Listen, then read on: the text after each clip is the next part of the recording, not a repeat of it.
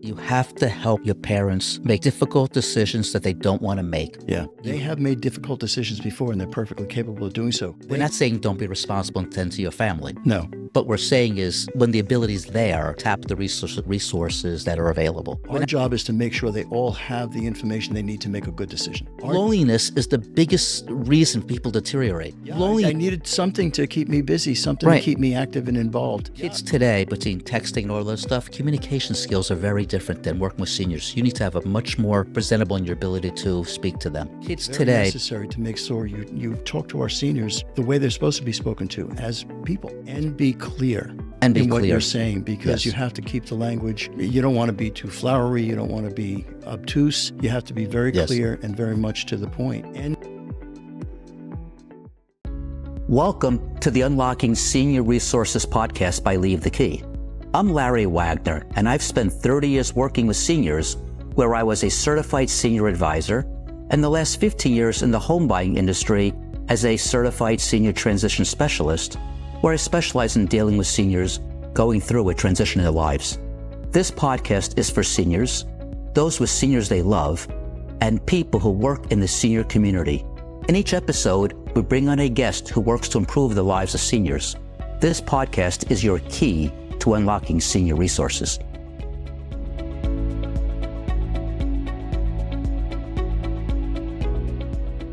Today we're here with Bruce Schneider from Next Chapter Home Transitions. Welcome. thank you. Appreciate it, Larry. And thank you for coming. So I said this before, usually I ask people how they got to where they are, but let's first explain a little bit what you do. Then I'm going to backtrack and say, how did you get to here? Okay. So our company, Next Chapter Home Transitions, is about educating. It's about educating families on something that my wife and I went through with 5 family members, which was transition from living at home to long-term care. Very appropriate for this podcast. Yeah, it was very complicated. It was very difficult to get good, useful information. Some of the information we got was actually misinformation and led us down a wrong path. Shocking. Yeah, right. So trying to put together a comprehensive sequence of that information is something that we kind of walked through, and over 5 years, we had to struggle with it 5 different times. Mm-hmm. And it was different kinds. 5 times in 5 years? Yeah, it was congregate care for one family member. It was memory care for another. It was assisted living for 3 others. And it worked out, but we learned a lot along the way. Mm-hmm. And one of the things we learned is that we were hoping to do something to help people not have to go through what we did. Right. So when I retired from my corporate life in August of last year, we started building out this company and figuring out what it was going to do. Right. And we've been networking and learning as we went along. Right. Got some education along the way, got some certifications and stuff, but nothing like speaking to the people that do it day in and day out about how this works and what people need to know in order to protect their families and their loved ones. Correct. It's perfect. It's exactly what we want on this podcast. So what you do. So now we know a little bit about what you do. We'll clearly dive in deeper. How did you get to here? Well, besides the fact that you dealt with his family members. Yeah. But what's your background before this? My background before this was I went to Stony Brook University and got a degree in psychology. Back then, that's what everybody did when you didn't know what you wanted to do. Psychology is very helpful for this. Well, I always found it very helpful. And then early on, I got involved with the Dale Carnegie organization and learned how to speak and learned how to talk to people, but also learned all the human relations principles that they teach, which are very, very helpful in learning how to communicate with people. Yes. So that was like an early setting the stage. And then over the years, I got a lot of different jobs in IT and then segued into sales. And IT seems to be anti-communication. Typically. IT folks aren't known for being able to communicate, but my career was always built on the combination of both. Right. So there's a lot of, I forget what they call it, polymaths or something like that, where you can do multiple things. Oh. Mm-hmm. So that was very helpful for my career. And when I retired from that in August, I was looking for something to keep me busy. And prior to getting involved in IT, I had built laundromats and dry cleaning stores years ago. Right. So it was in commercial real estate. There you go. So I said, well, let me get back into real estate. But it's a different business than it was years ago. And as I started learning a little bit more about it, I learned how complicated it is for people right now selling their homes. But then even for seniors who are being told they have to make a housing transition for their health, it's even more complicated if you're living in a home for 30 or 40 years and being told this is not going to work anymore. Well, the case of my parents, they owned the house for 65 years. There you go. Yes. Yep. And improved very little. Yeah. Well, that's it. Yes. So now when it comes time for that house, for something to happen with Yep. it, you're dealing with an older property that needs a lot of potential rehab Yep. to make it suitable for a typical sale on Yep. Long Island. I call those houses not ready for prime time. Yeah. Because I they like have that. orange shed carpet and dark wood paneling. That's right. And sometimes there's aggressive collectors who have lived there. Oh, And God. that's a very big challenge. We had a house that I call was owned by a certified hoarder. People Yeah. say, "What's a certified hoarder?" The family's on the show Hoarders. I figure Wow. that's a certification as far as I'm concerned. sure. So, but yes, the amount of collectible stuff, which Yeah. unfortunately is worth how much today for Hummels? Zero. Zero. How much for Yadros? Yeah, zero. Zero, right? I mean, people don't want it. No. And we're seniors, but we're not taking the older senior stuff. Right. And our kids surely are not taking it. No. Nobody wants it. Grandma's China set, nobody's interested in No, anymore. no, and no. the furniture, nobody's interested. But it's beautiful cherrywood. It is. That's what they say to me, but it's beautiful cherrywood. But nobody wants it. Everybody wants what's from IKEA now. IKEA. Yeah, keep it simple, put it together, and take it apart and throw it away when you're done. The good news is no one's going to want if I have IKEA furniture, my kids won't want it either, but I won't have paid very much. That's right. So, That's very true. But yes, it's a disposable society we live in. And when we buy houses, we try to go through and donate the things that can be donated. But since COVID, even donating stuff for free has become next to impossible. Absolutely. They take clothing, but furniture, unless it's perfect, they don't want it. Yeah. They just can't give it away because the donation places, nobody's coming to take that stuff. No one's going to take it. Well, we had a house that had a beautiful 1950s cafe table in the kitchen with the metal edging and the laminate top with the boomerang laminate and the metal chairs. There was a chip in the laminate, maybe a 1/4 inch square. They said, "Oh, we're not interested." Meanwhile, it was a perfectly fine family who owned this house. They had it in their house, but a low-income person can't buy this because of the chip in it. So, and they got so particular, it became impossible to donate. Yeah, that's not very good. No, it doesn't There's make a lot sense. of good stuff going to waste and ending up in landfills. It makes me crazy. Yeah. Makes me crazy. So you came through your transition from multiple things. You ended up Thanks in for putting real that word in there. There you go, Pat. There you go. There you go. And always try to market a little bit there, even if it's unconscious, subconscious, I should say. I hope not unconscious. That'd be for a lousy podcast. That wouldn't work very well. It wouldn't very well. But but you came through this with a natural progression and then personal experience, which is what brings most everybody to this podcast. Yeah. Because everyone here works with seniors, Yep. and almost every single person came here through some experience. That's what I've noticed, that everyone has a personal experience in it and really, really cares. The number of people that are empathetic to a high level is amazing. But that's what you find. Empathetic to a high level. Beautifully said. Exactly. Yep. It's become a real passion. People working for nonprofits, or they're working in jobs, they can make a lot more money in corporate America. Mm-hmm. And they're not, because they love working with the seniors. Yeah. And when you mention about communication skills, kids today, between texting and all that stuff, communication skills are very different than working with seniors. You need to have a much more presentable, much more presentable in your ability to speak to them. And be clear in what you're saying, because you have to keep the language. You don't want to be too flowery. You don't want to be obtuse. You have to be very clear and very much to the point. Right. And they are not dumb. No. So what I've seen, I'm sure you've seen this too, with families talking down to the senior person like they're a child. Yeah. They're not. Yeah. Their cognitive abilities may be declined, but they still are who they are, and they know what you're doing. Yes. They're not children. Right. So it's very necessary to make sure you talk to our seniors the way they're supposed to be spoken to, as people. Yep.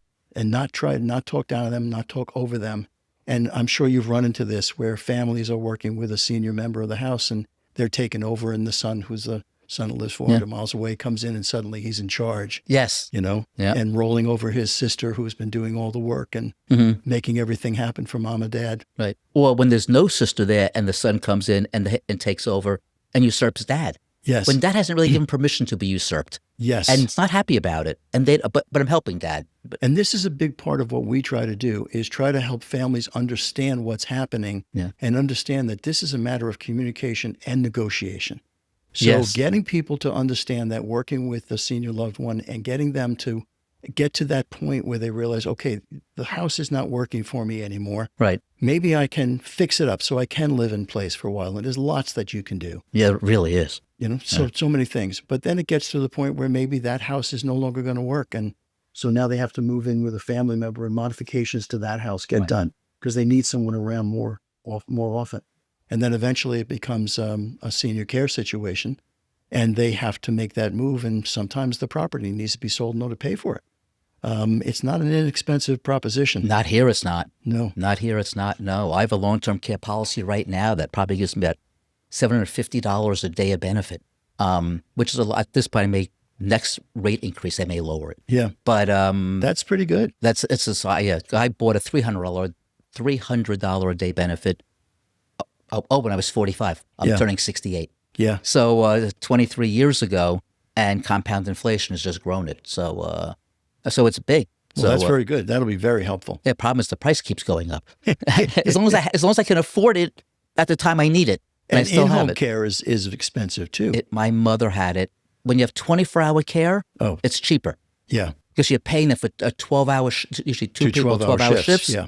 And that they charge less for that than if you needed people at $35 an hour for 24 hours. Yeah. It's different. So, but they don't get paid. The aides don't get paid enough when they do that. No. And we were giving my mother's aide hundreds of dollars a week extra, one of the aides, because we loved her and she loved our family. And you wanted her to stay around. I wanted her to stay around and continue to be able to afford to love my mother. Yeah. And she did. I've mentioned this in the podcast. I had to console her when my mother died. Yeah. It was such a connection made. It was unbelievable. She was with my mother since the beginning of her illness. And it was, I've never experienced someone caring for an unknown person. Yeah. My mom was vacuous at that point. She was basically a vegetable with no brain capacity, couldn't speak or anything. And she met my mother that way. Yeah. And loved my mother. Yeah. I don't know. I couldn't do that. Some people have that level of empathy and care for others. That's the word used before. Yep. Absolutely. Right. So, so there's special level of empathy. As you said, special level of empathy, which is a term used at the beginning. Yep. Which is how people get into this business. Yeah. And we were talking about helping families and what a challenge it is. And at so many levels. Yeah. So the background in psychology has been helpful for that. Mm-hmm. The background in human relations, working with the Dale Carnegie Organization for many years, that was very, very helpful. Right. And then some of the background in understanding the technology is helpful because a lot of solutions nowadays for aging in place are technology driven and helping people walk through that. But getting to the point where they realize it's a negotiation within the family. They have to negotiate with each other. And the real key to that is helping them identify at least one thing they can agree upon. It's like any other negotiation. Right. What can we agree upon? And let's start from there because the rest of it starts to fall away. Right. It's funny you say that.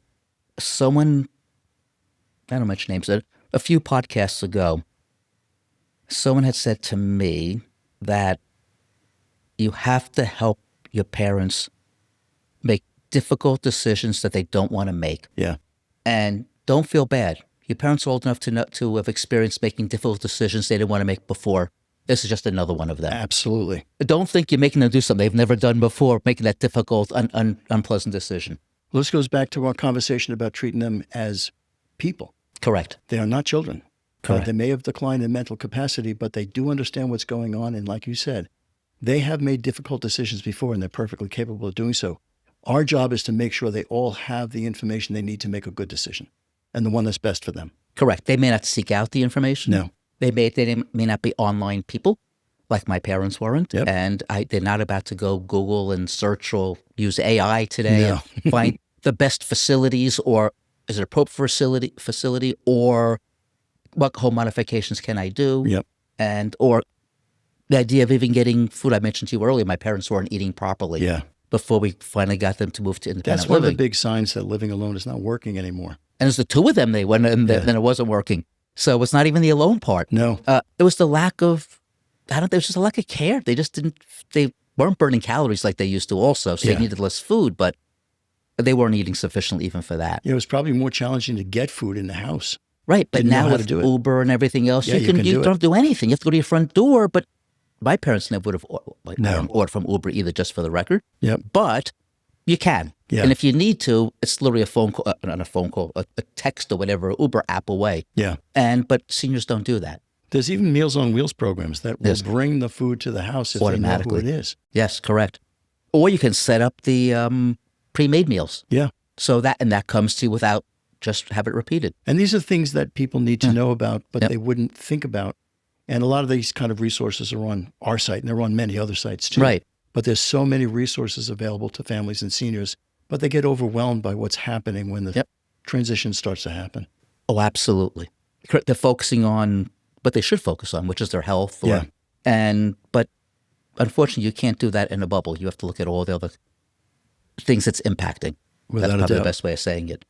So when people come to you, they come in different capacities, either the need to move out of their home or the need to age in place and modify the home. Right. So we have the connections like yourself, kind of a walking Rolodex of people who are doing these things. But one of the things I've tried to do is there are a lot of people who offer a lot of services. I've tried to meet each one to get a read on who they are, what they are about, and how they got into this business. And finding people who are really good to a person, they've always been very, very good. But I don't like to recommend anyone unless I really know them. I absolutely appreciate that. As some people go through this podcast, some of them I recommend. I don't recommend all of them. No. And some I don't recommend. I just don't know them well enough. But yes, my name's attached to any recommendation I give. This is very true. And as they say, if that your reputation is most everything that you have. Yep. You and I are at a stage in our lives where I don't think we work for the money. No. We work because we do what we want to do. Yep. And so I'm not about to give up my reputation to sit there and... No, your reputation is very important. Absolutely. I'd rather die with fewer dollars than a bad reputation. Yep, agreed. So, But with that said, so now people are coming to you for it's really one of these two reasons. Either stay in place, age in place, or move. Right. Aging in place can involve, as we discussed anyway, the some home modifications. And what kind of home modification? People think stair lifts. That's probably the most common home modification. Yeah, that's one of the primaries. There's others. Sometimes there's elevators, which are more appropriate. I was going to comment on that. Depending upon their ability to actually get into that seat. Correct. But some are wheelchair bound, and then you need an elevator because the transition from a wheelchair to one of those seats is not the easiest thing to do. And they're making elevators affordable. Yeah. And more easily retrofitted to people's homes. You see these, I was watching one of those home show broadcasts where they went to something that was in Texas or something like that. And they were showing these really fancy elevator systems that were affordable. They use the vacuum system, like air pressure and vacuum. That way you don't have a pit below it or any space above it. And you're not worried about cables. You're not worried about cables. And they're not, I don't want to say not expensive or expensive, but relative to what they could be because the installation's a fraction of the cost of an old-fashioned home elevator. Yep. And then they have other things like one of the things I've heard recently, which I thought was fascinating, was tub cuts. Most everybody has a tub, so getting the cutout put in so it's an easier transition to get in. Yep. You no longer have it as a tub, but now it's still available as a shower. Correct. That was pretty cool. Widening door frames is one thing that has to happen because some of those doors are 30, 32, and they're not going to fit a walker and not going to fit a wheelchair. So widening door frames, lighting. Lighting is a big thing. All the things you said, I thought of, and I've done many of them in my own home. Yeah. But I never thought about lighting. Yeah, the lighting is a big one. So you can automate some of that lighting, and actually they turn on as the person comes into the room. Right. And there are even now monitors that the family can have, which don't show the person, but they're infrared and radar that can be installed in the home so you can keep track of what's going on. And they would actually register a fall and reach out to a family member and actually send a text message or a phone call. Is that registering a fall because they're wearing the like? That's what it used to be. It used to be the pendant. Yeah. But now it's non-invasive and no contact. So now it is, it's a sensor that goes on the wall and the person is being registered by that. Right. But you can't see the person's face. You're not seeing them. It's more like a radar image. Right. Or like an infrared image. Right. So there's no privacy concerns that way. Right. And some of the facilities, the communities are now using them where there's fall risks. Right. Because they need to keep track of people. And there's versions for the home now too. I like when I learn something new. I did not know that. Yeah, it's cool stuff. Right. That is cool stuff. Yeah. Back to the word technology used before. Seniors don't know about this. No. I didn't know about this. And I'm in a peripheral business and I don't know about it. Very peripheral. But putting that aside, so there's the biggies also. Now I see in the outdoor, you have like the inclinators and the outdoor elevators if you're in a wheelchair so you can get up the stairs in a wheelchair, in a lift. Yep. And there's so much technology available and assistance available for people to live at home. But still, as you know, working with homes, it's only like 8 or 9% of the homes in America are really suitable for aging in place. So a lot of these things are temporary solutions. Without a doubt. Without a doubt. If you end up in a wheelchair, there's usually some reason you're in a wheelchair, which may lead you to a facility later on. Yep. So it may buy you time. Yes, it buys you some time. Right. And maybe can soften that transition. But I have to say, and I've said this before, and I wonder if I think I need to know your response. My mother, classic example, fought to stay at home. My father was not happy about moving. He was less unwilling. That's probably the best way. I don't say more willing, less unwilling. No part of my double negatives, but it's there for a reason. But she fought me on this. And what I told her is, and I've said this on this podcast probably half a dozen times, when you go to a facility, independent living especially, even nursing home, any of them, but the better you are when you go, the better the crowd is. So independent living, the least level of no care. Yep. So when you go to a place like that, if you go in your best possible condition, you will make friends. Yes. If you go there as an old, senile person who can't communicate, no one's going to. You're a stranger to them. They're Very challenging. So go while you're well. Yep. And the example I gave, my mother went. I mentioned this many times. She developed Lewy by dementia. She became unable to speak, to do anything, and every day people would come, give her a kiss on her forehead, bring her flowers. But every day, people came and did stuff for her because they knew her and loved her for the 3 years before she got sick. Right, because now they knew who she is. Who she is. And not just who she became. Right, exactly. And they still loved her essence, if you will. And so I tell to people, don't fight to stay home. Loneliness is the biggest reason people deteriorate. Yeah. The retirement. You retired. You stopped retiring. You retired to go to work. Yeah. Just in a different capacity. Yeah, I needed something to keep me busy, something to keep me active and involved. Yeah. And this is a good thing. Yeah. At 67, 68 years old, my friends are all retiring. Yeah. God willing, I will never retire. And I can't imagine. I would think I'd shoot myself. Yeah. I know I would deteriorate. You just in front of the television or something, and it doesn't make sense to me. Yeah, it's a very simple mechanism by what happens as you start to become sedentary. Yes, absolutely. Your body just starts to.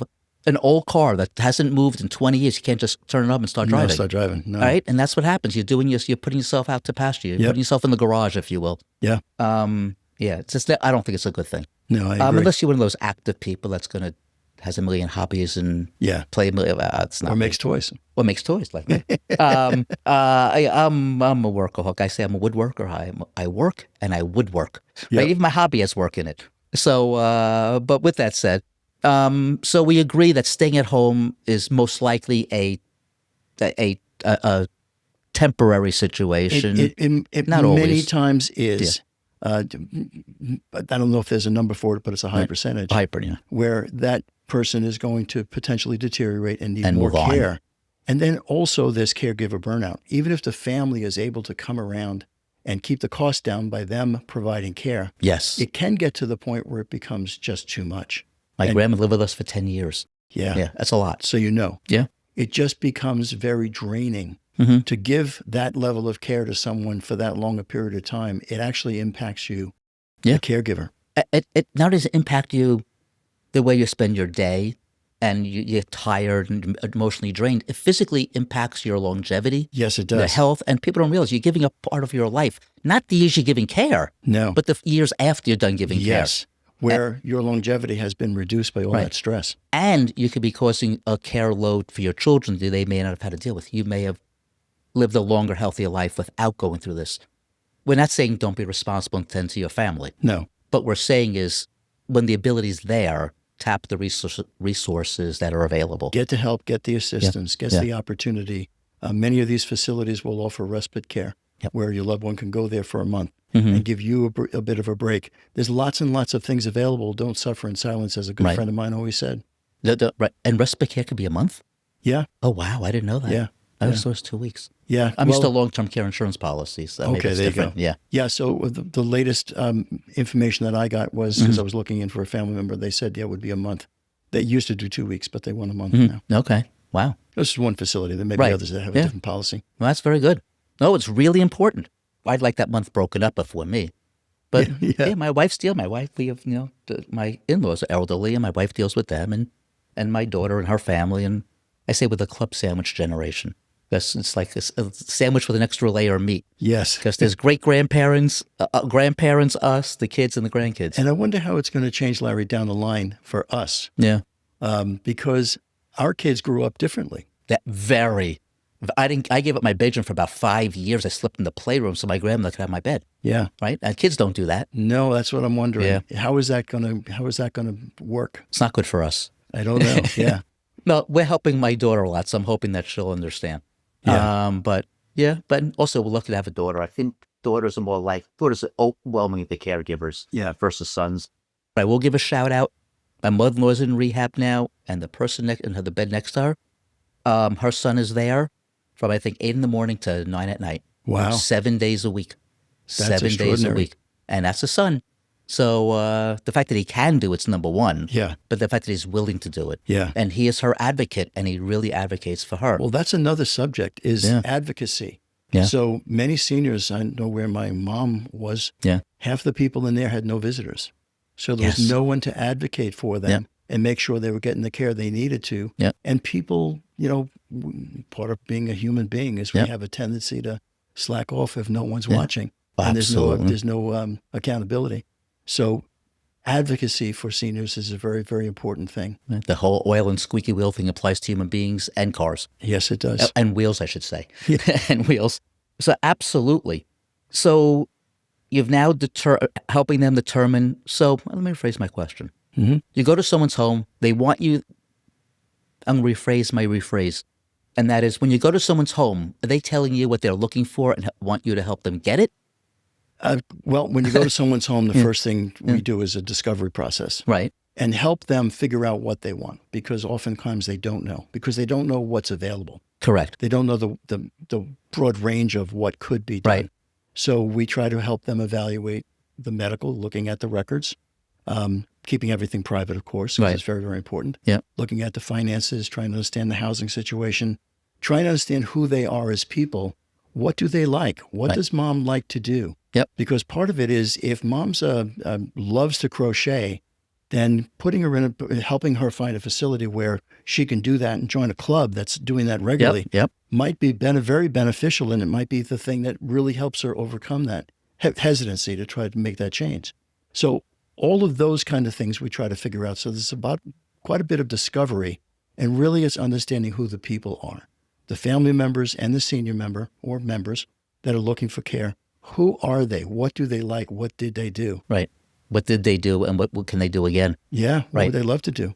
It's funny because I'm part of a woodworking club, and when I go to real estate meetings, I am by far the oldest person in the room. When I go to my woodworking meetings, I am not the old person in the room. They're all retirees who are now either getting into woodworking or doing it all their lives, but now they're able to do more of it. Yeah. And they're able to really enjoy their hobby. Yeah. Before they fit it in between kids and work and responsibilities, now they have few responsibilities. Yeah. So yes, but a lot of those people first find it in retirement. Yeah. I've been doing this and this. I did some some handiwork around the house, but now I really want to become somebody who can do real woodwork. So I understand exactly what you're saying. And it's finding that thing that gives them a new, I don't say purpose as much as, but a way to fill time productively. Yep. And because we all need to be productive in some form or fashion. We all want to have a sense of importance that what I'm doing is worthwhile. Right. I mean, that's a big driving factor. That's one of those human relations principles. So finding what it is and having that purpose is a good thing. Yeah. A friend of mine retired, and he plays 7 days a week. He plays and travels 7 days a week. And I said, don't you need to serve a purpose? He goes, I am serving a purpose. Yeah. I say thank you, and I call waiters and waitresses by their names. And okay, everyone has a different level of purpose. Yep. That doesn't do it for me. Yep. Is it that purposeless? No.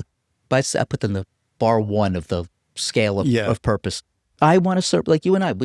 You do what you do. I do all the work for seniors, and you mentioned I make toys for donation.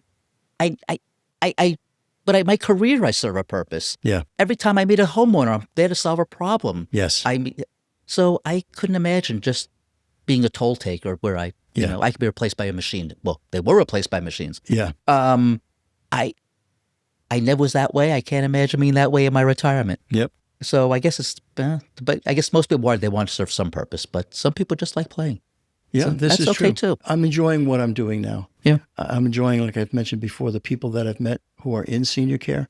To a person, they really are great people. Yeah. And this is a wonderful opportunity to share what we're both doing. Absolutely. And that has become a passion for both of us. Yeah. A little different with what we're doing, but very, very similar. Oh, absolutely. Because we're helping people ultimately with homes. Yeah. And there's different ways that can go in different directions.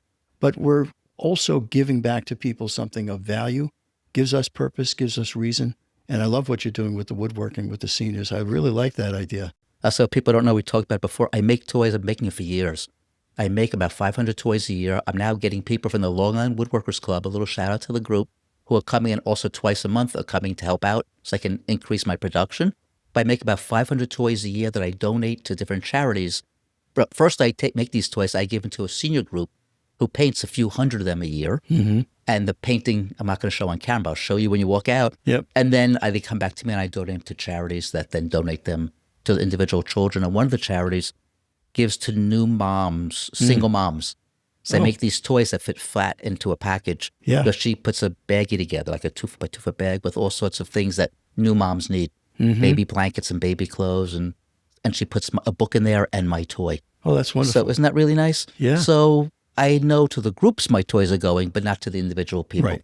But I've shipped my toys have been as far as Guatemala. That's great. So so that was pretty cool. That sounds like missions would carry that with them. Actually, that's who it was Mission Group. Oh, that's so awesome. It's funny you say that. Yeah. So when I know through a group of mine, and I've shipped toys down to Texas, also through a church group, but most of them are here for the New York area. But it's pretty cool that my toys have been around. Yeah. But anyway, but we digress. But I just love doing it. I do many hours a week of that. Yeah, I it would takes imagine. a while to make 500. It's not a quick thing. It's not a quick thing. It's not a quick thing. So you're going to a family's home. You're helping. You're finding out. You're doing your Educating, helping them understand the options, and learning getting from about them. Learning about them Right. is primary. Correct. Learning who they are. Okay. It's not doesn't matter who I am. What Right. matters is what I can help them accomplish. What I Correct. can help them learn. So that's the objective. That's the mission. And then from there, evaluating what we've come up with. Yep. Working together, come up with a plan. Yep. And then implementing on that plan. Yep. That's perfect. And how long does a typical appointment take? A couple hours. Okay. I would Couple think. hours. Yeah. Especially when you talk to seniors, we talk about communication. The communication is very different. As I said before, when I sit down to buy someone's home and I'm talking to a senior, usually my appointment's at least an hour. Because it's 50 minutes about life and about them and the situation. Exactly. 10 minutes about a house. Yeah. I'm there about a house, but we'll talk 50 minutes about everything else. Yep. Because that's what they need. And I'm there to accommodate that. With all my years in sales, one of the things I learned is rarely do people tell you what they really want right off the bat. Correct. That's really true. Yeah, you've That's got to build a trust and a rapport before you can get down to that, because people are concerned that you might use it against them or you might not be able to understand, and you really have to develop that rapport. So that's why it takes a while to develop that rapport, to get to know people, just like we're getting to know each other. Yep. It takes a while to develop that level of trust, but that's our objective. I love when people say to me in our first meeting, they say, Larry, I've told you things I've never told anybody else, and I just met you. Yeah. And then I know I'm doing my job. Yeah. I know I'm doing my job. 100%. You got to get them to trust you. And there's two philosophies. I've mentioned this before. I live by the philosophy, I trust you until you prove yourself untrustworthy. Other people say, I don't trust you until you prove yourself trustworthy. Yeah. So I come from the naive camp. Trustworthy until you prove otherwise. Right. So trustworthy until prove. I come from the naive camp. Wasn't there a president that used that as a mantra? Trust but verify. Trust but verify. It's sort of somewhere in between. We're showing our age. We're showing our age. That was my second election. That was the second time I voted. But that was the year I started my business. It was when Reagan became president. Yeah. And the economy took off after that. Yep. So my business started at a good time. 10 years of that business and 8 years of Reagan. So correlation to the economy and Reagan, you can choose, but I'll leave it at that. Yep. So they've now met with you. Are you in that first visit giving advice as to what you think they should do, or is that a second visit? It could be a second visit, depends on how far we get. Okay. So sometimes it could be a little challenging to break through that tough veneer a little bit, depending on who's involved in the Especially family the kids are involved. bringing you in and not mom or dad. Yeah. Yeah. And if there is a follow-up, it's often bringing people with me Okay. who we've identified are maybe the next level of people they need Your to meet. Rolodex members. Yes. Yes. Okay. So the bring the people in, and depending on whether it's finance related or it's real estate related or it's medical related or it's something else, oftentimes there's other people with those specialties that know and do those things. Right. Like you mentioned, long-term care insurance. So some people have it, some people don't. Yeah. But some people do have life insurance policies that are still in effect. A lot of those have LTC riders. I where they saw can that on be your converted. website. Yeah. Yep. It's an interesting thing. So they can look at that. But that's a financial expert might come in and help identify that. Have you been finding that though in seniors? Because those riders seem more recent. Yeah, they're not necessarily ubiquitous, Right, but yeah. they are there, and you can find out about that. Yeah. And a lot of people let that insurance lapse when they start hitting a certain Right. age because they don't really need it anymore if the house is paid off. Right. They don't need it for life insurance purposes. Right. They may need it for the long-term care. Right, and that may be one reason to keep it. So knowing that whether or not that's in there is important. Correct. And also learning with the more recent long-term care policies what they actually will cover. You've had yours for a while. I've had my, yes. So one of the things is the more recent ones may not be as generous with what they Really? cover, and they may have many more restrictions on total amount out of pocket and so forth. Okay. So that's something to look at and make sure you review with the insurance agent. Yeah. So there's lots of people to play there. And then you have Medicare and Medicaid. So depending upon their means and whether Medicaid is going to be part of the picture or not, bringing them and getting them in touch with a proper Medicaid person who can help them get what they need there. I'm glad you brought that up. I was going to bring it up before.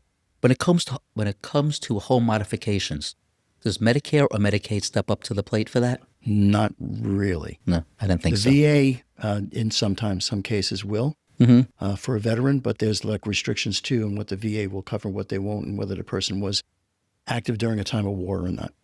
Oh, that's interesting. Yeah, there's all kinds of little things. The VA is a little more complex. They're very generous, but they're a little more complex. So there are people in my Rolodex that are VA specialists Okay. that can work with a person if they've been a veteran Right. and help them identify the services that might be available to them. Funny, my father was a veteran, but never served.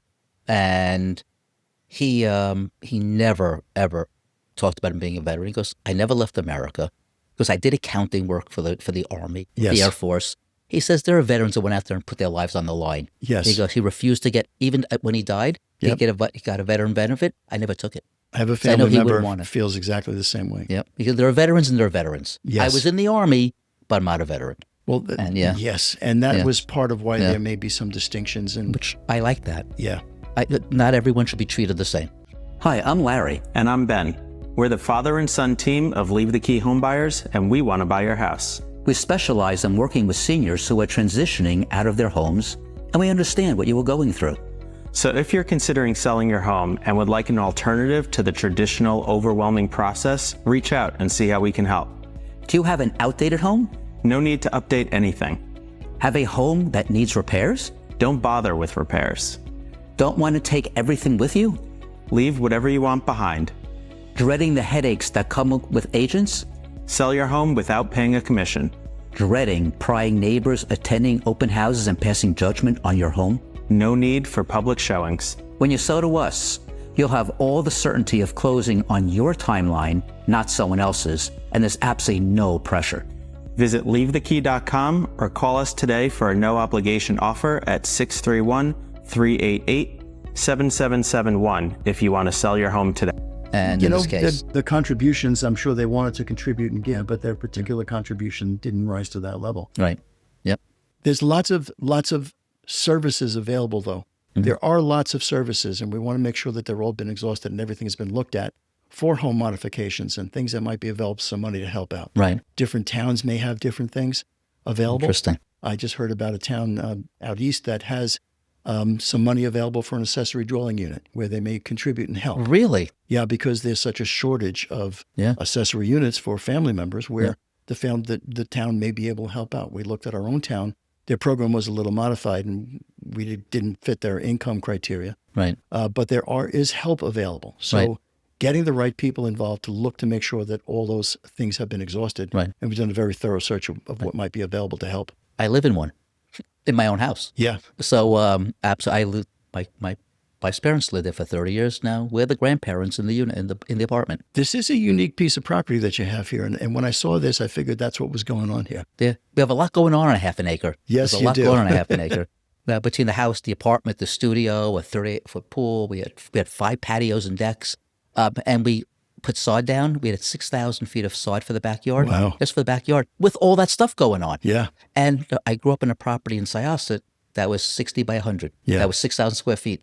So my entire property fits on the grass in this backyard, and it's only half an acre. Yep. How we got all this in here, I don't know. But it's a lot of voodoo or something. I'm not sure. But if you said how much yard would you have, not possible to have done all that in a half acre. But putting that aside, yes, it's an interesting piece of property. But yeah, so very interesting. My mind has so many directions to go right now. So many directions. So let's talk about. So now you're there. You're at your appointment. How often you had an appointment with the kids versus not the kids? Typically, they are there. Yeah. At least one of them. Yeah. The big problem is one of them is there and 3 of them aren't. One of them is there. Why? If one of them is there at the appointment and there's 3 that aren't, they'll live further away and they just want to get a report from their sister or brother on what's going on, and they want to decide from afar. Right, and they want to decide from afar. Yeah. The further they are, the louder they are. Yeah, exactly right. Yeah. So that becomes a challenge. So part of it is working through that. That's not a standard, straightforward situation. Right. It's one that requires a little special understanding and helping people get through that period. And sometimes that takes a lot longer. Yes. Yes. I told you before with my folks. Yep. Absolutely. So my sister and I, my wife and I were right here. Saw my parents every week. Yep. Me every day. And we knew they needed time to go. My brother and sister fought me. Yeah. No, they're fine where they are. Yeah, they're fine. Yeah. Yeah, because they think it's going to cost them money or somehow it's going to use up their inheritance. No, my sister wouldn't care. No. They just thought they were fine. And they're thinking, I've said maybe this many they just times. didn't want to accept that this was happening. That, or they saw my grandmother, our grandmother, go to a nursing home in 1990 or whatever it was. It's vastly different than it was. But we don't know that until we've researched. Well, this is a big part of it because most seniors are at a point where they know you're not putting them in a nursing home. Right. That's what they say. But nursing home is not the answer. No. Assisted living memory care units are vastly different than they used to be. Yes. Some of these assisted living facilities are like first top shelf hotels. So the way that they're appointed. We had someone who represented one of them. She described it as a cruise. It's like being on a cruise 365 days a year. Yes. Yeah. Very much so. Yeah. So getting the opportunity for the family and for the senior to visit a facility, and that's where placement agents come in. Yep. Being able to identify what the need is, what the desire is, what they're looking for, and recommend the right places, and seeing at least 3 of them. Right. So you can get a real feel. And when you're going to see, one of the things you want to do is not just get awed by the fancy chandelier in the front entrance. I talk about the fancy chandelier. I reference that all the time. That's not what makes it great. No. You've got to talk to some of the residents and ask them, how do they like the place? Are there activities? One of the things I like, we've done a lot of tours of facilities, getting to know places. And I like seeing that activity board that's just chock full. Yep. And it's big. Some of the facilities have a little sheet of paper and you really can't tell what's going on. But I like the ones where there's a big board, you can really see what's happening, and it's really full of things. And then it's backed up by looking at the fitness room actually has equipment in it. Right. Yes. The doctor's suite actually has equipment in it. There's the chairs and tables and the things that you need in the doctor's suite. And the hair salon is actually busy. Yeah. And there's people in there.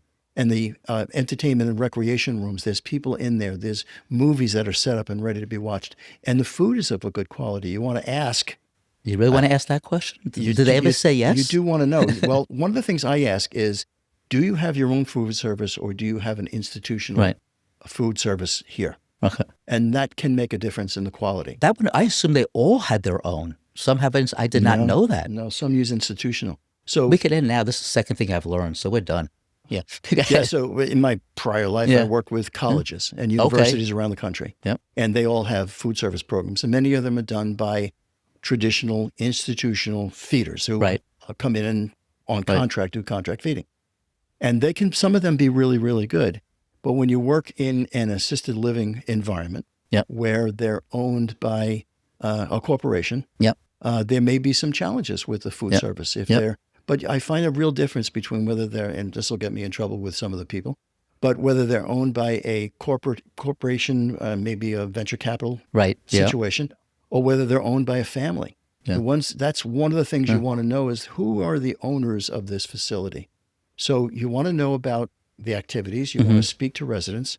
Don't be awed by the chandelier. Yeah. Yeah. But ask questions, find out, and ask things like, who owns this place? That's very interesting. Venture capital kills businesses like crazy. Customer service is like non-existent. They do a great job with getting businesses off the ground, and sometimes they come in as angel investors. It can really make a difference in a company succeeding or not. But sometimes they can bring an ethic that is not the best. It's a stockholder ethic. Exactly. Yeah. So you want to know if that's what's behind this facility. And then asking about the food service. Right. Asking for a tour of the dining room. Asking for to speak to the head chef. Yep. It's worth asking the question and see what you can find out. But these are the kind of things that families wouldn't know to ask when they're going on a tour. Correct. Because the tours are usually structured to show them all the best. I want to add one thing to that regarding the food. It seems like seniors complain about the food all the time. I think half it is their taste buds are dying. Well, that's part of it. So it's just, the way it is. And they're not going to complain about their own food, which they were preparing last week, right? Which I'm sure wasn't near as good as what they're getting, but they're complaining now. But I've asked this of people usually off camera, and I'll ask it if it's a good answer on camera. I don't want to make them look bad. But that is, if somebody has dietary issues, do you accommodate them? And simply say, oh no, we just have our menu. And I've seen places where the diets are not low sodium. They have no low sodium diet. Yeah, no option. And I say, this makes sense because a low sodium diet helps your residents live longer. So you have fewer vacancies for your own sake of business, for your own bottom line. Why don't you do that? And someone said, we had someone who came in who needed this I forgot what kind of diet it was. And it was not even it wasn't vegan or vegetarian. It was something similar, but, and they met with the chef before he came. The chef said, we can do this and this and no problem. And the chef took it on as a personal challenge because he kept making the same things more frequently for him than he did for the other residents. So he built up his repertoire. And as he built it up, the residents kept ordering what he was making for this guy. So it became part of the regular menu because people liked it. It was a healthy alternative that was tasty and so on. Well, that's how you turn a challenge into an opportunity. Correct. And that was really good. And it's a chef who really loved what he did. Yeah. Right? It's like you and me, we love what we do. That chef, he took on the challenge, as you said, of let me work these ingredients. What can I make with these ingredients? Yep. But when someone told me they don't do a low sodium diet, I was blown away. Yeah. I was blown away. But so putting that aside, but yes, these are questions to ask. These are the things to figure out because this is what will determine one place to another. And then the activities. Yes. We talked earlier about someone who might have done needlepoint all their life and they would like to continue that. One facility may have built up, because of who's there, a great club for needlepoint. And now that it's built in, being able to connect with others. And that gives that first point of connection to someone new coming in and helps to establish friendships a little more quickly. Yes. But it's so funny you said, don't get enamored with the chandelier. Yeah. That's exactly, that big chandelier is in the lobby for a reason. Yeah, it really is. It's to impress the family. It's to impress the family, absolutely. So that's no one else has ever said that on the podcast beside me. So that's very funny. So we now know the kind of care they need. They have to understand the kind of options they have. If they're at home, they understand the care at home options. They now understand the facility, the different levels of care, which people don't know exist unless they're researching. So independent living is one of those early transitions where I don't want to take care of the house anymore. I don't want to cut the lawn. Don't want to worry about the roof. Don't worry about the windows. I want to be in a place that's really comfortable where I can, and there's other people like me. Yep. And they take care of that kind of stuff. And some of them even and I go to the dining room for dinner. Right. Somebody else is cooking for me. So independent living is great. And the next step up from there is typically assisted living. Right. And there's many levels of assisted living depending on the type of care that a person may need. How many activities of daily living they're unable to do, what that facility can offer and can do. Then the memory care is the next one where if there's been a dementia component, moving into a memory care facility is a necessity because of the opportunity for that person to elope. Elope. Yes, elope. I was in a facility the other day where they had painted the doors out of the unit to make them look like a library. So that when people got to the end, they thought they were in the library and they turned around and went the other way instead of trying to go through the doors. It was just a small little thing. Right. But a lot of creative things that these places, that these communities are doing for memory care. And then obviously there's skilled nursing. One of the big moves that I've seen and people are telling me is what I've seen in other industries, almost like if you think of each of these levels as a Yes. vertical consolidation where this one campus has on it independent living, assisted living, memory care, and skilled nursing. Yeah. So the person never has to leave, because one of the big There's problems... only a few of them around. There's a few. Yeah. Continuous care is what they're calling Yeah. them. But this gives the senior, a chance to stay in the same place they've gotten familiar with. And even though they may move from this wing to the other wing, they still see the same people, and they're still meeting people in the same dining room. Yep. I just just interviewed someone maybe a month ago who represents one of the, there's only like, I think 4 on Long Island. Yep. And she goes, and they integrate the people, even in the rooms. Yes. So the memory care is separate Yep. because they need separate safety issues. Yep. As you said, eloping. Yep. But everyone else is integrated. So you have like 8 rooms of independent living, and then 4 rooms of assisted living, and that was very interesting. It makes good sense. Yeah, it makes good sense, and it keeps people in the place that they're most familiar with. Yeah, and it's not disruptive. Moving from one facility to another actually is very disruptive. Absolutely. At a time they shouldn't be being disrupted. No. Yeah, it just adds to more deterioration. It does. Which is another comment about moving sooner than later.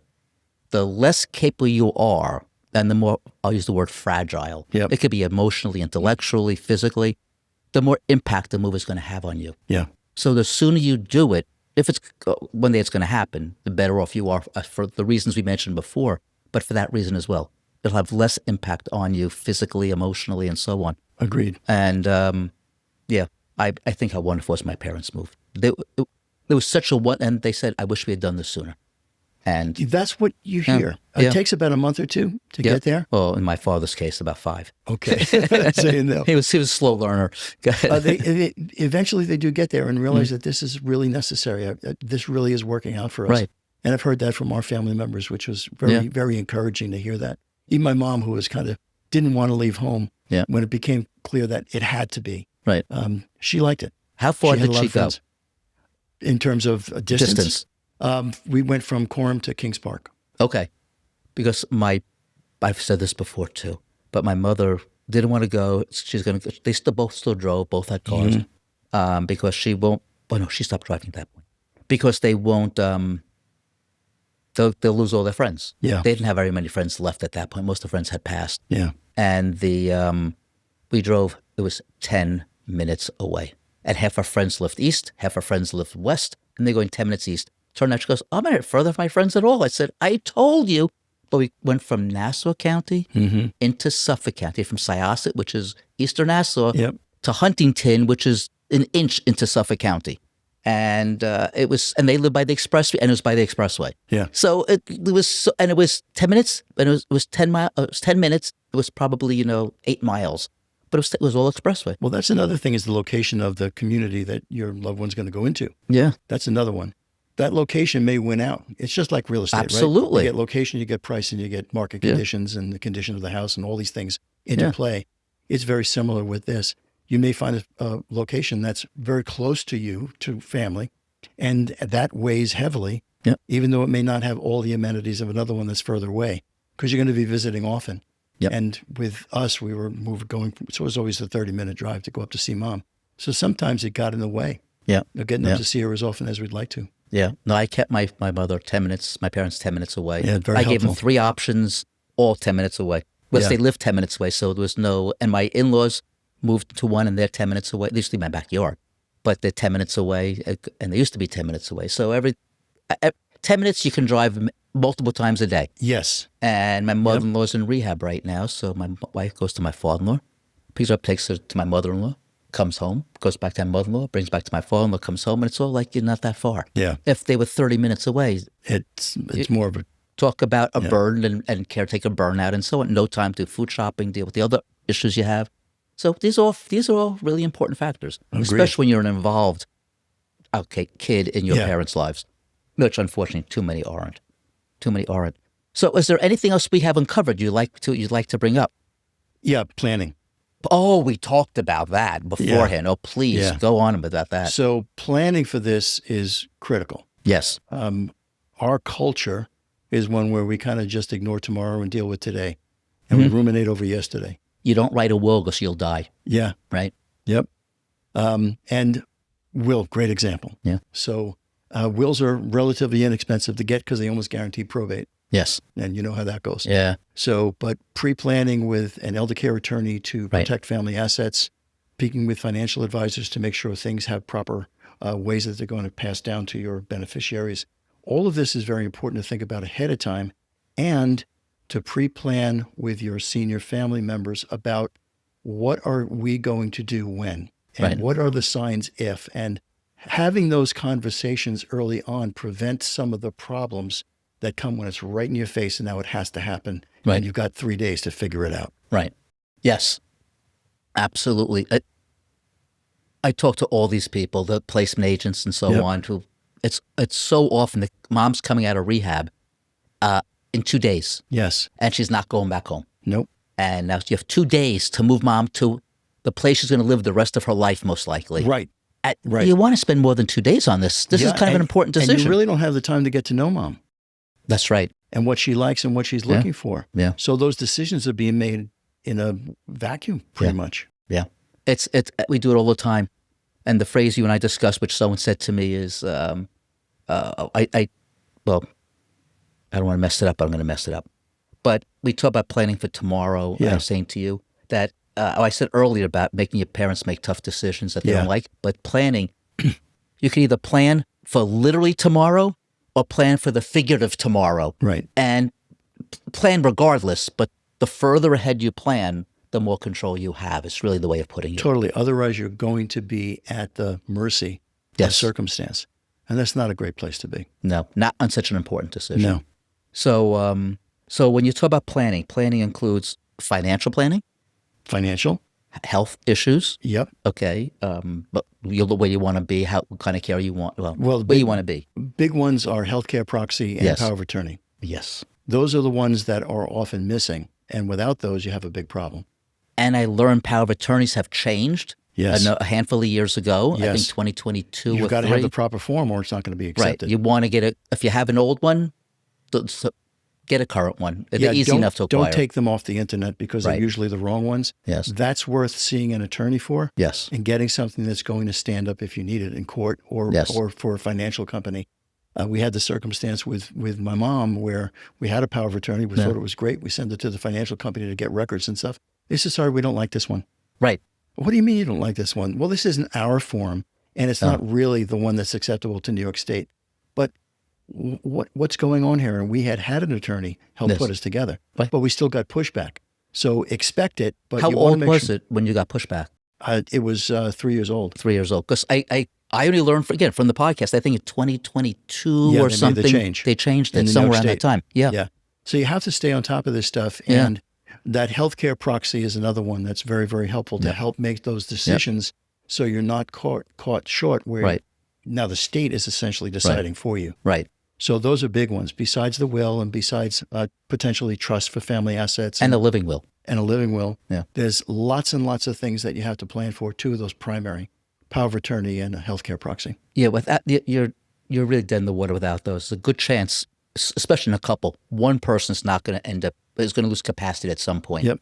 And you need to life doesn't end when you lose capacity, right? Decisions still have to be made. Yeah. And you need someone to be legally be able to make those decisions. I've had people tell me, attorneys tell me, you really should have it also when your kid goes away to school, goes away to college, because they could be at college, get into an incident, be incapacitated, and who's going to make the decision for them? If you don't have a healthcare proxy or power of attorney, now the state, the hospital is making those decisions, not you. Because they're no longer minors. Yeah. So, if they were 17, you can make a decision, I assume, as a parent, I believe. Right. But once if they're 18 and they're going away to college, so that's one of the things even that if they're not going away to college, once they're no longer a minor, do they consult the parents if you're... No. They made you not be allowed? No, unless you have those instruments available to you to help out in case of incapacity. Right. Wow. I spoke to someone the other day who said it was a very simple thing. They wanted to pick up mom's mail because it was being delivered to the post office. Happened to me with my father. Couldn't get it. Yep. Couldn't get it. Happened Didn't exactly. have power of attorney.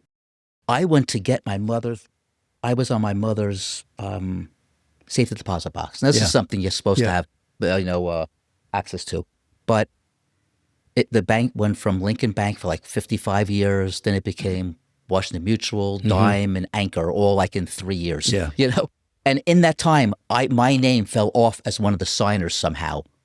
Anyway, my father's gone. My mother has Lewy body, and she's a vegetable.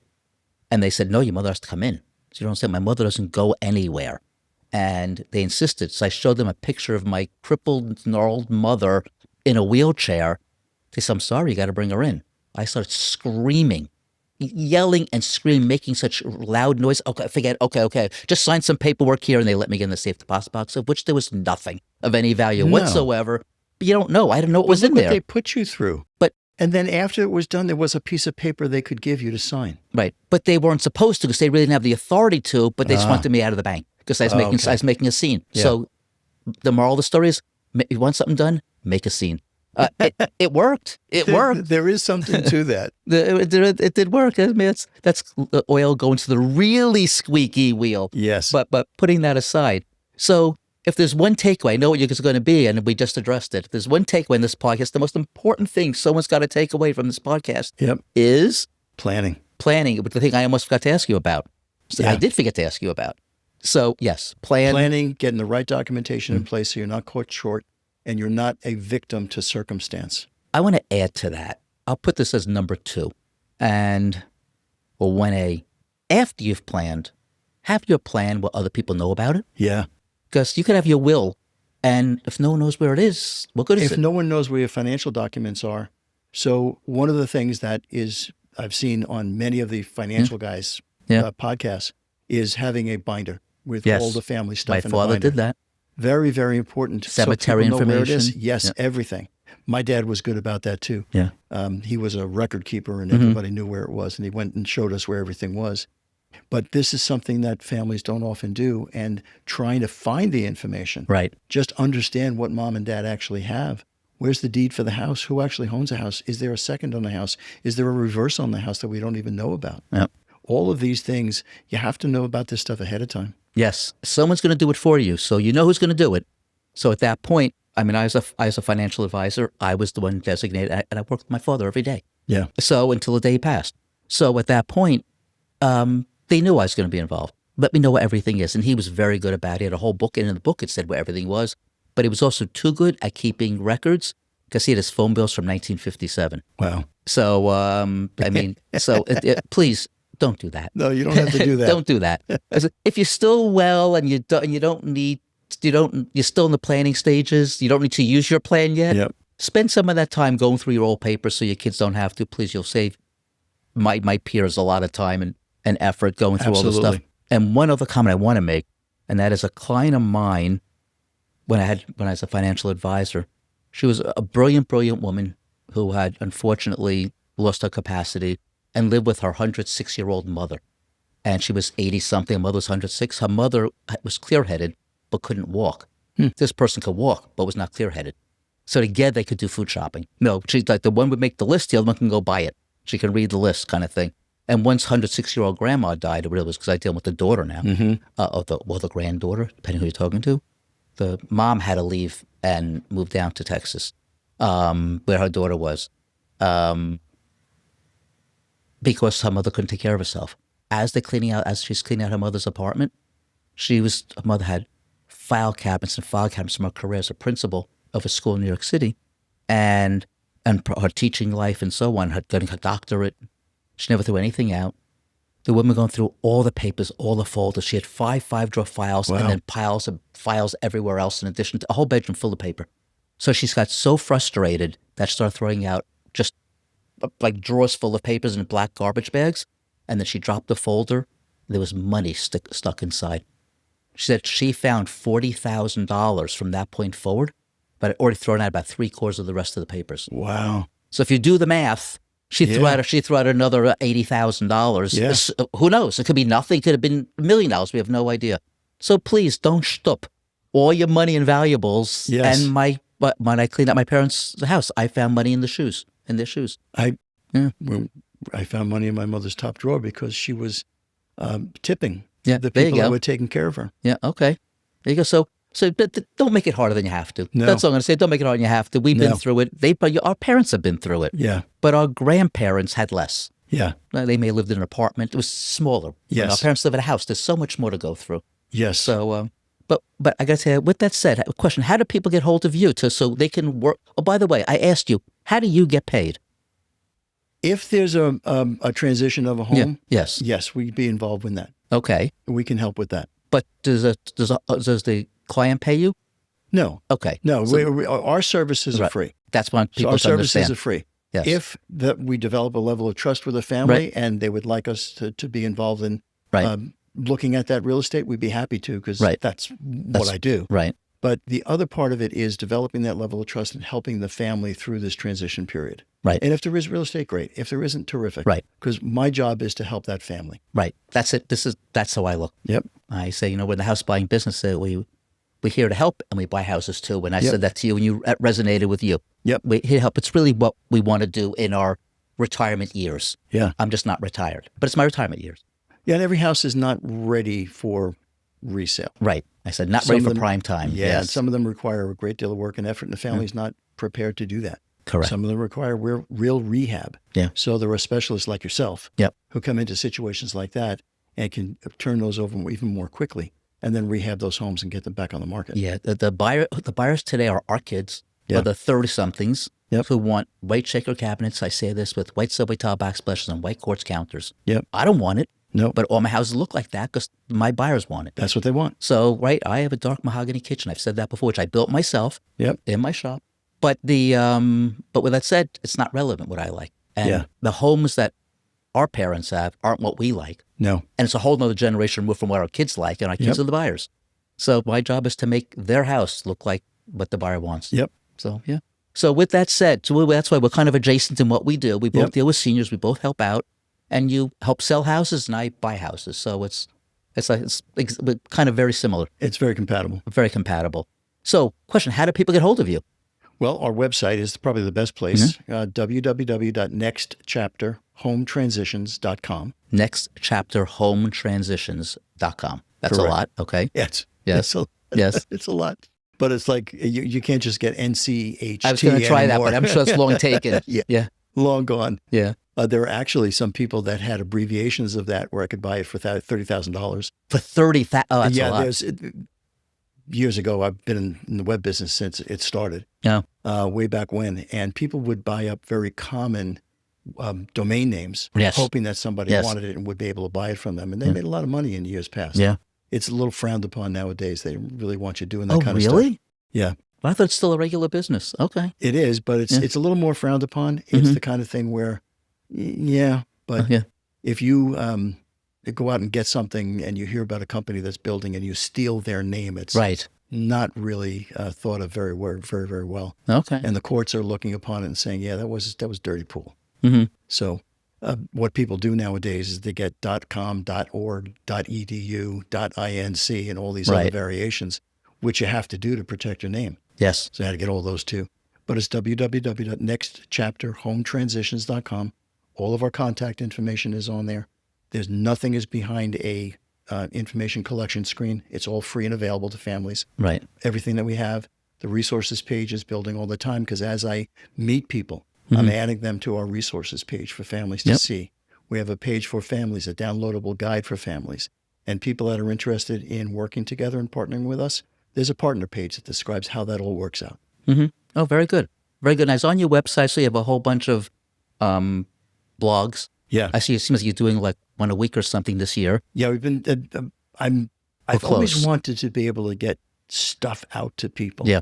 Yeah. But in my prior life, it wasn't possible to do Yes, that. But now yes. it is. And I've learned so much about this type of business, Mm-hmm. but about the people involved in the business, I've learned so much. And working with seniors and being able to offer information to families is very rewarding. Yeah. So I look forward to that. And I'm learning new things all the time and can't wait to get those out. I've got probably a year worth of blogs in my head There you go. and notes on paper to be able to get out. So it's going to keep going. Yeah, we do them also. My son writes a lot of them. Yep. And there's no end to the amount of information you can put No, together. it's really good. Yeah. The next thing we want to get into is some of the medical business. That's another big challenge for people when they get hit with that diagnosis and now they're in that system. Right. It can be a little overwhelming too. Right. Yeah, I could understand that. I could understand. That's a whole nother podcast. Whole nother thing. But with that said, it was a real pleasure having you, and I thank you for coming. I thank you for having me. Thanks for listening to this episode of the Unlocking Senior Resources podcast by Lewy the Key. If you've enjoyed this episode or found it helpful, don't forget to subscribe, leave a review, and share this podcast. We specialize in working with seniors who are transitioning out of their homes, and we understand what you are going through. So if you are considering selling your home and would like an alternative to the traditional overwhelming process, reach out to see how we can help. When working with us, you can sell your home in its current condition, there is no need to remove unwanted items, and you control when the house is sold, along with so many other advantages. Visit leavethekey.com or call us at 631-388-7771 to learn more about our senior home buying process.